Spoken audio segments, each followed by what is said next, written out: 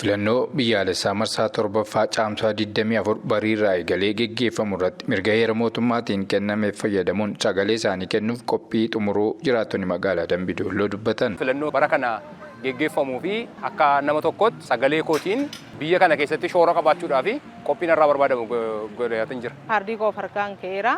Caamsaan 24 guyyaa filannooti. Mootummaa naa ta'a biyya kana bulchuu hin danda'a, geggeessuu hin danda'a kan jedhu filachuudhaaf qophee barbaachisu xumureen jira jechuudha. Nama naa ta'a jedhee borna bulcha jedhu.